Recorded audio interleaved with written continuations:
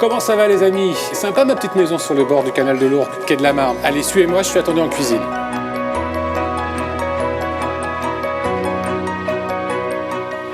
Hé, ça sent bon ici. Bonjour. Bonjour Marion, bonjour Maria. Bonjour. Qu'est-ce que vous faites de beau et de bon? Biscuits surtout aux amandes qui viennent de Sicile. Faut que tu te mouilles un petit peu les mains pour façonner Pour les pas que boules. ça colle? Ouais, exactement. Et alors faut faire quoi exactement? On façonne la pâte, on pèse des boules de 50 grammes et ensuite on les corne un petit peu comme des petits croissants. Ça va bientôt passer au four ça, Ouais, non? tout à fait. Je vais aller faire un petit tour dans le quartier. D'accord. Tu connais Hassan? Non, ça me dit rien. Ah, Hassan, il habite juste à côté. Ouais. C'est le roi de la calligraphie. Je vais prendre un cours avec lui. Il paraît qu'il faut avoir un geste très ample. Est-ce que tu sais qu'à côté, on peut faire du golf? J'en ai entendu parler, ouais. Avec Alain, c'est un peu le capitaine ad hoc du golf parce qu'il a une belle pipe. Il est génial. Et puis juste à côté, là, il y a une association de militants de vélo absolument incroyable. Ouais. Tu les connais? Ouais. Ça, c'est sympa. Ouais, très. Bon, ben, je te laisse, Marion. À tout à l'heure. À tout à l'heure, ouais. Pour déguster les gâteaux dans ta maison qui est absolument magique. Allez, à tout à l'heure. À tout à l'heure.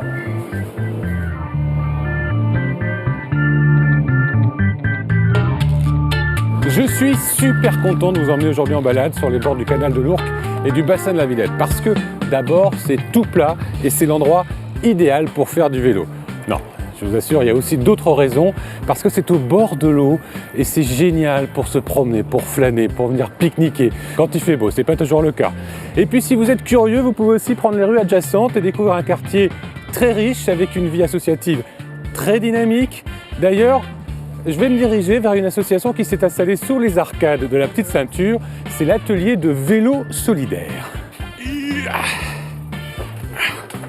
Il est temps que j'arrive parce que là j'ai un sérieux problème de frein. Donc je crois que je suis au bon endroit. Bonjour. Bonjour. J'ai besoin de vos services. Mon vélo est un peu fatigué, j'ai un problème de frein. Bah, peut faire quelque c'est chose Hamid qui va voir ça pour vous. C'est Hamid, le chef d'atelier. Voilà, le chef d'atelier. Donc vous réparez tous les vélos Ouais. et vous en louez aussi. On si loue j'ai des bien compris. vélos, donc on loue tout type de vélos. Donc on a les vélos pour enfants. Là, cette semaine, on commence avec le dispositif Petit Vélib. C'est des petits vélos pour enfants. Donc Ouais. l'avantage, on est sur Paris. Donc les parents, s'ils ont 2-3 enfants, mettre 2-3 vélos dans l'immeuble, c'est pas forcément pratique. Donc l'idée de la ville, c'était d'avoir un service de vélo abordable et qui soit surtout disponible les week-ends et pendant les vacances. Et puis on a aussi un espace vélo adapté, donc pour les personnes en situation de handicap.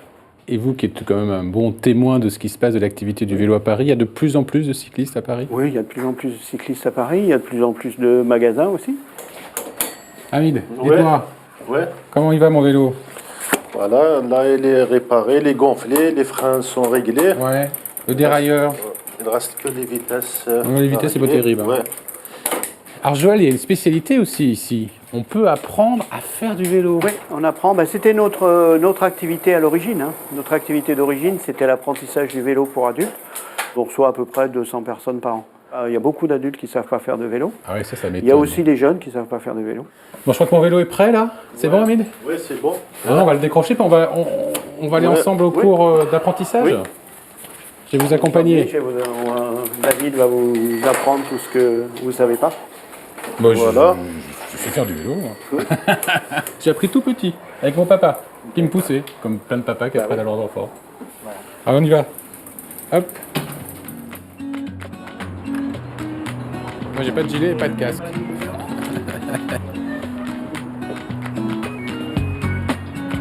Très bien, on passe de l'autre côté du vélo en passant à l'avant du vélo. On passe à l'avant, hop, à l'avant. Et bien sûr, c'est le vélo qui avance, hein. C'est en premier. Deux doigts de chaque main sur les freins, comme les oreilles d'un lapin.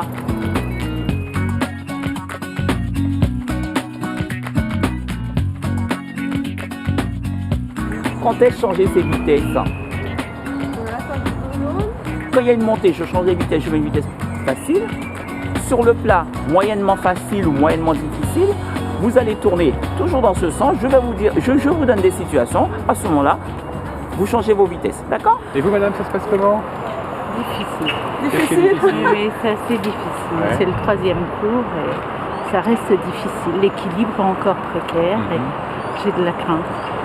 Avant, vous n'avez jamais fait de vélo? Non, jamais.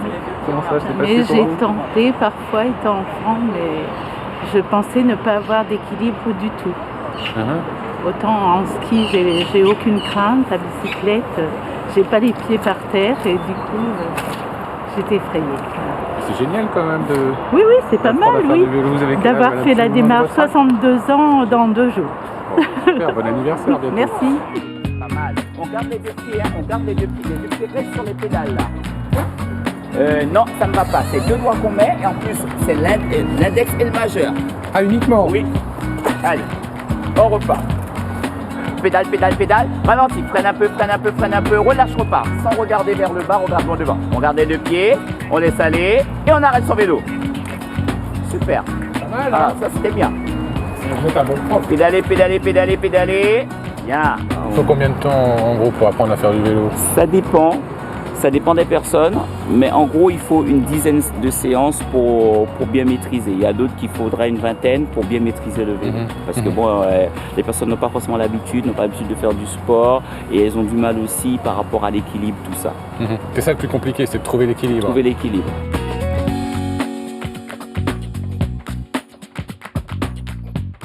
On peut apprendre à faire du vélo à n'importe quel âge. Oui, bon, là, les personnes de plus de 60 ans, il n'y a pas de problème. J'imagine que ça va être plus difficile, non? Non.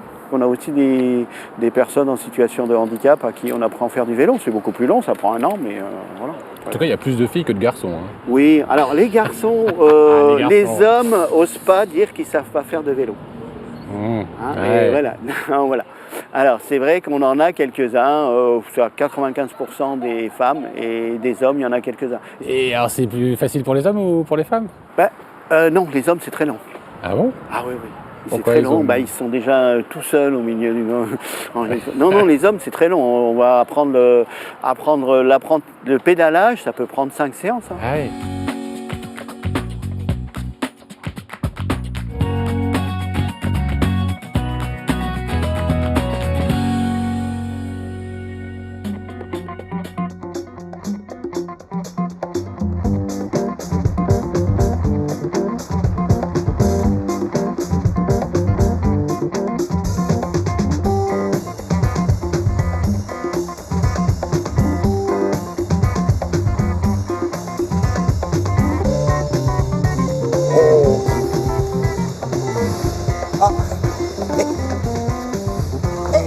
Frédéric, vous êtes tout mouillé. Bah oui, Venez vous sécher.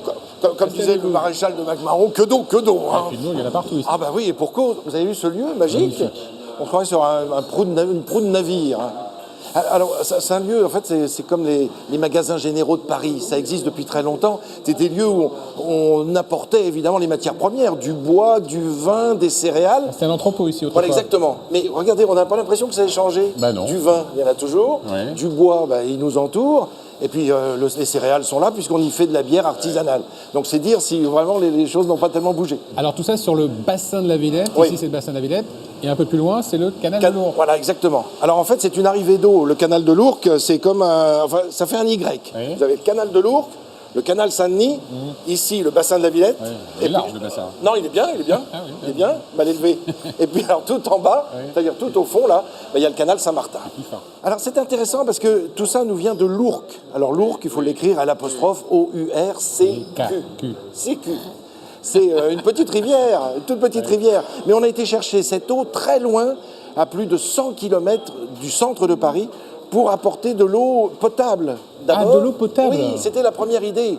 Alors la première idée, on l'a proposée à François Ier.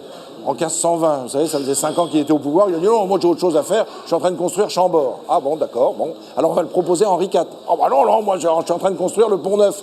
C'est incroyable des gars occupés comme ça. Et finalement, c'est Napoléon, le bon Napoléon, qui décide de faire venir cette eau pour approvisionner en eau potable les Parisiennes et les Parisiens. Et puis après, on va s'en servir comme un lien commercial. Alors, qu'est-ce qu'on transportait? Oh, Des marchandises? Alors voilà, des marchandises. Au début, je vous dis du bois pour fabriquer, concevoir et se chauffer. Et puis après, c'est le charbon qui va venir. Et pourquoi ça va bien marcher, ça va bien fonctionner? Parce qu'on est à la fin du 19e siècle, et à la fin du 19e siècle, c'est les premières expositions universelles. Et on a besoin dans Paris de pierre, de plâtre, de faire, puisqu'on va construire la Tour Eiffel, on va construire le Grand Palais, le Petit Palais, enfin tout ça au cours des expositions universelles différentes. C'est un canal avec plein d'écluses. Il y a un pont formidable avec des roues là. Mais c'est pas des roues là, enfin écoutez, c'est du sérieux, c'est un pont levant. Ah oui, c'est unique, ça, unique à Paris, et en plus il est en fonctionnement, hein, et c'est amusant parce qu'il coupe la rue de Crimée en deux. Or, la rue de Crimée, elle vient du Levant. C'est une rue un nom qui nous vient de l'Est de l'Europe. Donc c'est nous dire que c'est tout un symbole. Moi, je vais aller voir juste à côté quelqu'un qui s'est installé sur le quai. Et lui, il fait de la calligraphie. Oh, ça doit Comme être il joli. pleut, vous allez m'accompagner. Ah vous bah avez je un vous parapluie. emmène, j'ai un parapluie. Merci pour le café, c'était très bon. Oui. Hein. C'est parce qu'il veut le café, il n'est pas là. Ah, bah je l'avais commandé, mais Ah, bah, c'est trop tant tard. On est en retard, on y va. Hein. Allez, je vous suis. hop. Ah, parce que vous ne payez pas, vous. Bah non. Bah, vous êtes... Attention. Hop, hop, hop, hop, hop.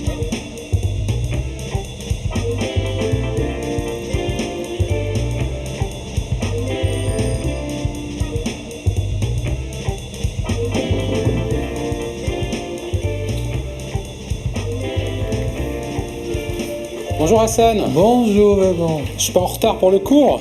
Oh, ça va. Ça va. Vous avez déjà commencé. Oui, Waouh. j'ai écrit la joie. Ça, c'est la joie. Oui. Comment ça, c'est la joie? Bah, j'ai écrit en arabe. Et vous avez appris où? J'ai appris ça en Irak, à Bagdad. J'ai travaillé 8 ans avec des calligraphes différentes. J'ai appris les styles, les métiers, et puis voilà. Je voulais être artiste, je suis venu à Paris il y a 47 ans. Et vous aviez une belle écriture quand vous étiez petit? Oui. Je me rappelle, la première chose que je me souviens, à l'âge de 10 ans, c'est l'enseignant qui m'a dit « Tu as une belle écriture ». Devant tous les élèves, j'étais fier et il m'a demandé d'écrire devant les élèves. Et c'était ma première démonstration publique de calligraphie à l'âge de 10 ans. Alors, Hassan, c'est quoi les qualités requises pour être un bon calligraphe?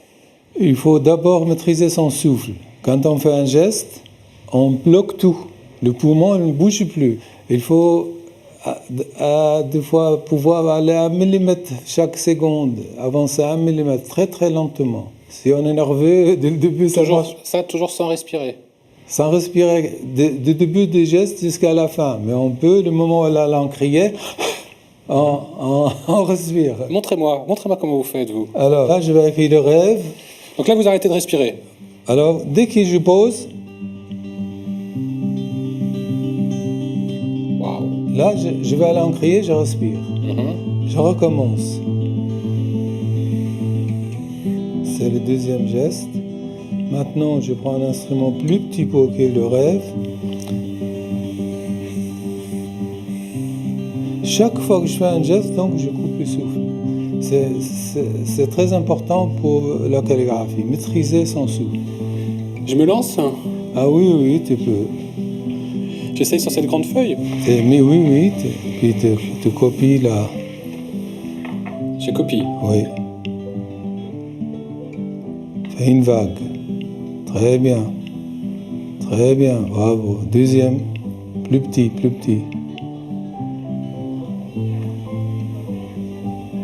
Très bien. Là déjà le rêve est installé. Après c'est deux lettres de plus. On peut faire avec la pointe, oui. Voilà.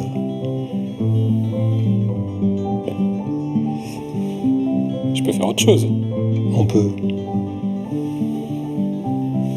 Ah. Non, mais c'est très bien, c'est très bien, c'est votre rêve. Ça fait combien de temps que tu es installé ici, Hassan? Ici, ça fait 29 ans. Pourquoi tu t'es mis ici? Pourquoi tu t'as ouvert ton atelier ici? Alors, j'ai cherché un atelier, puis quand j'ai trouvé ces lieux en face de l'eau, je trouve ça magnifique, le canal, et puis en plus l'espace, et à la lumière.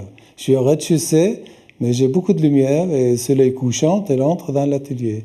Donc, j'ai aimé beaucoup ces lieux. Et puis, bon, il y a une vie qui est de la Marne, c'est magnifique. Le canal, ça t'inspire? Ah, beaucoup. Chaque fois que je rentre chez moi, le soir, je vois plein d'écritures par la lumière et ombre sous l'eau. Est-ce que je peux te demander une faveur? Oui. Est-ce que tu peux nous écrire en calligraphie Paname? Ah, je vais essayer, on va voir.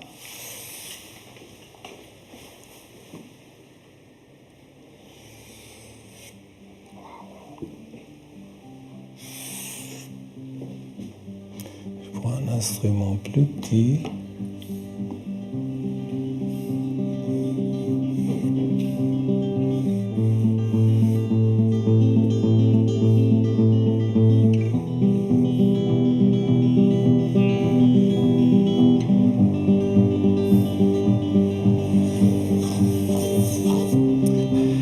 Alors, est-ce que le mot Paname est bien? J'adore, c'est magnifique. Il ne faut pas que ça coule parce que il faut le tenir droit.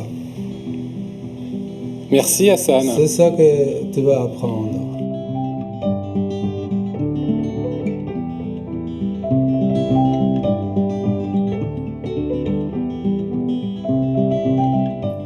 Hassan, est-ce que je peux repartir avec ton Paname? Oui, mais je vais le rouler et puis je le mets dans une boîte. Alors, il ne faut pas oublier ton cours de calligraphie. Hein. Non, non, alors faut que je fasse quoi? Tous les C'est-à-dire, matins? chaque matin, il faut faire un exercice d'une heure.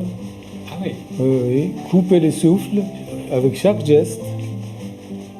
Et 1 mm par seconde. Ça veut dire très, très lentement. Après, je serai zen toute la journée. Voilà, c'est vrai, ça donne de l'énergie parce qu'on maîtrise le corps. C'est un moyen idéal pour rester zen toute la journée. Oui. Et c'est gratuit. Merci Hassan. Rien. À bientôt. Au revoir. Au revoir.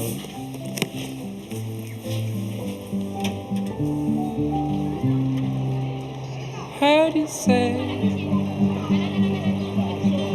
in a long ride? Something good about lost. We're away next to me. Found you by the old tree. Allez, il est temps que je vous fasse découvrir un endroit assez étonnant dans le 19e. C'est juste derrière cette porte. Vous me suivez? Il faut encore marcher un peu, tourner à droite et on arrive.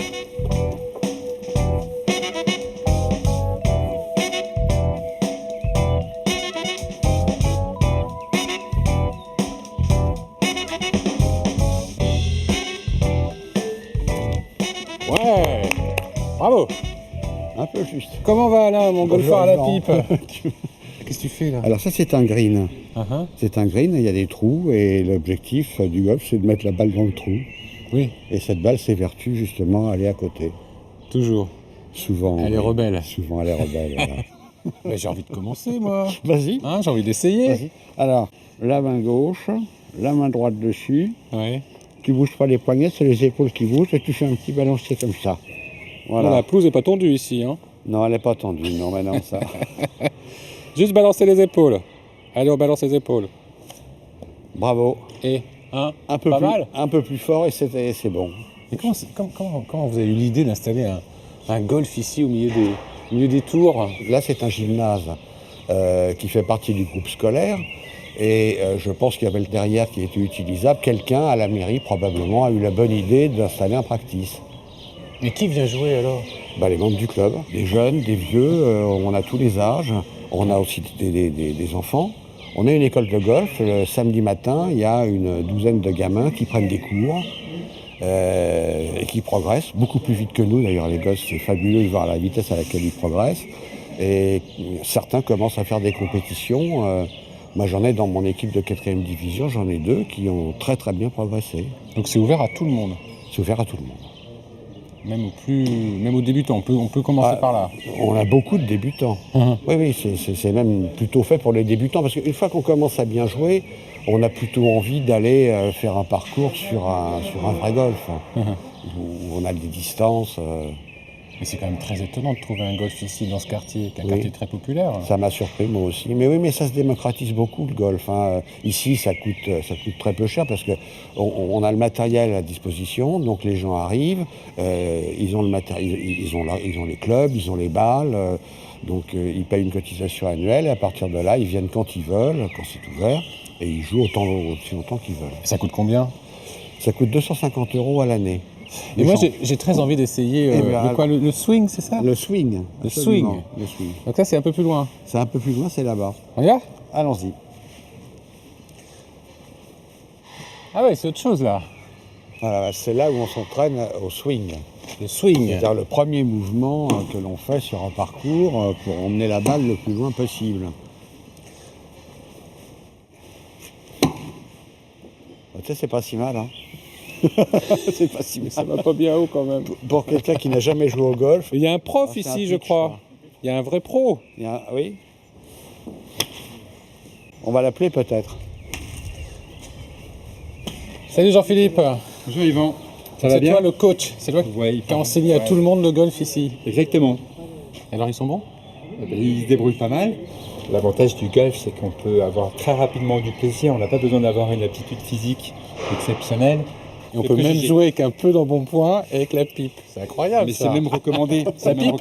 Non. Ben, c'est recommandé, oui, bien sûr. Des fumées. Ben, la pipe, en ce qui concerne, Alain, c'est formidable. en ce qui concerne Alain, ça lui permet d'avoir un peu plus de stabilité. vrai Il a un repère parce que il peut visualiser quand il regarde sa pipe, il peut visualiser la balle qui est au sol. En ce qui concerne l'embonpoint, en fin de compte, on dit qu'au golf il n'y a pas 18 trous, mais il y a le 19e trou qui permet, en fin de compte, après une partie, justement, c'est là où on se retrouve, où on boit un verre entre amis et golfeurs. C'est la troisième mi-temps du rugby, quoi. Exactement. Bah, en tout cas, moi j'ai envie de continuer. Vous montrez juste un geste là, perfectionner Bien le swing. Avec plaisir. Bon. Allez-y, installez-vous. L'idée pour envoyer la balle, c'est d'amener le club ici. Ouais. Ah, c'est ça la difficulté. Exactement. Il faut mettre son élan tout de suite. C'est un peu comme une balançoire. D'accord. Ouais, magnifique. Bravo Yvan. J'ai mérité mon 19e trou. Ah, absolument. On Allez, va on va bien. boire une bière. Allez, c'est parti. On est avec nous. Avec plaisir.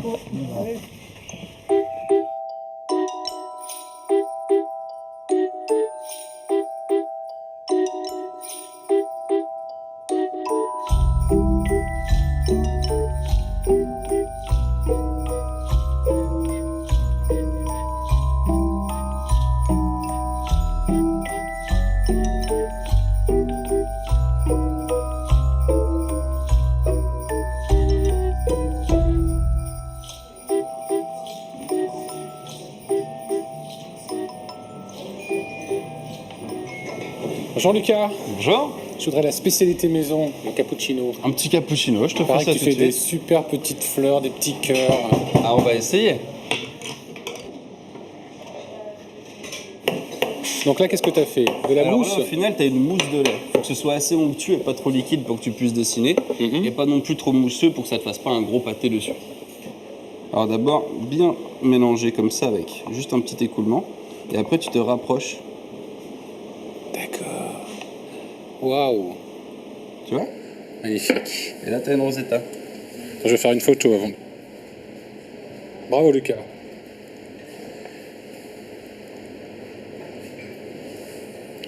Ah ouais, c'est bon. Voilà, ça change, hein, de ton cappuccino du bistrot avec toute la grosse mousse et le cacao dessus, ça n'a rien à voir. On met pas de cacao sur... Pas de cacao, Ah, pas de cacao. que du café et du lait. Merci. Je t'en prie. Bon, je vais te laisser. Lucas, est-ce que Marion, elle m'attend dans une baignoire? Dans une baignoire, moi, je t'en prie. À bientôt. À bientôt. Yvan, je suis là. Qu'est-ce que tu fais dans la baignoire? Ouais, c'est serré, mais ça rentre.